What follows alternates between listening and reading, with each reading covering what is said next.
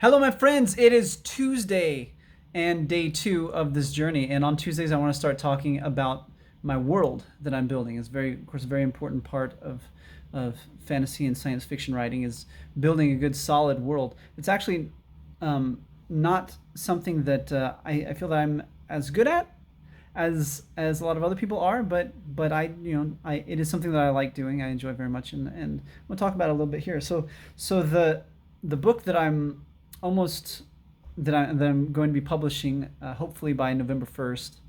It's called Wild River, and it takes place in a setting that's very similar to 1860s America. And it's called Wild River because most of the events happen in a city called Wild River.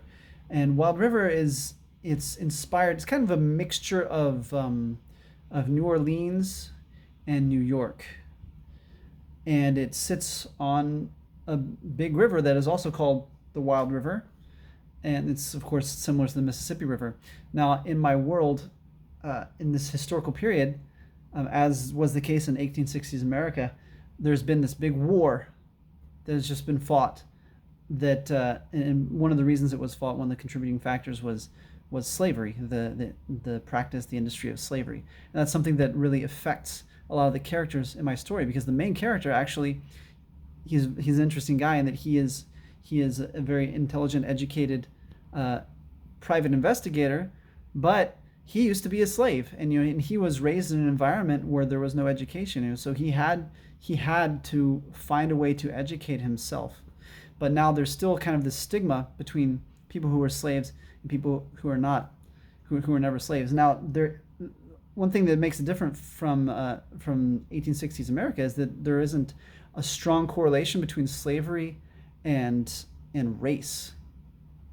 See, slavery has been a big part of human history for a long time, but the Atlantic slave trade in the 19th century became particularly focused on the concept of race, and they did that as a way of kind of legitimizing the practice by saying that, like, oh, black people are intrinsically inferior, therefore we can ignore all of these enlightenment principles that people have come to believe in because they don't apply to black people because black people are a species apart and all that stuff.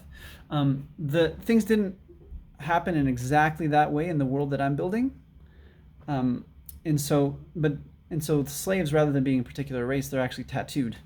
They're all tattooed on their hands, and so they refer to people who are not slaves, who are never enslaved, as clean people. And then slaves can be called slaves or former slaves or marked people. But anyway, so all this is going on, but of course this is a fantasy book, and in this fantasy book there are different people who have different special powers, and those happen based on lineage, on who your ancestors are.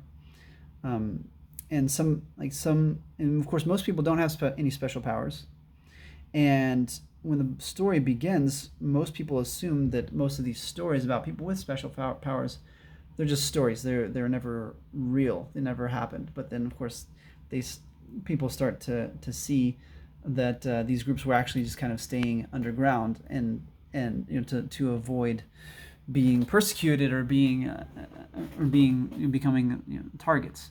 But there's some groups like that have very who are able to draw on a certain magical power to make themselves more resilient, physically resilient, stronger, faster, and to heal quickly and things like that. And there are other people who are able to see into the future, into the past. And there are other people who are able to take on new. They're able to make themselves look like someone else. They're shapeshifters, basically, except they don't actually change the shape. They change your perception of them, and things like that.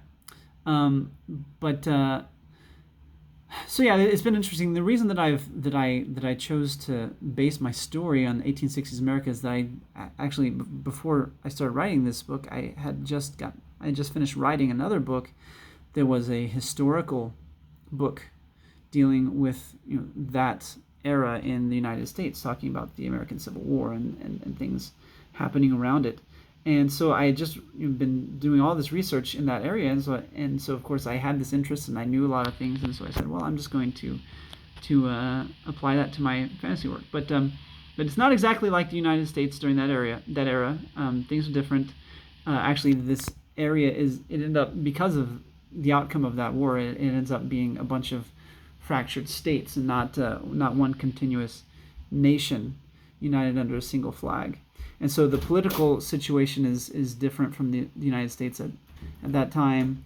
And of course, like I said, the practice of slavery isn't the same as it was, but there are many similarities.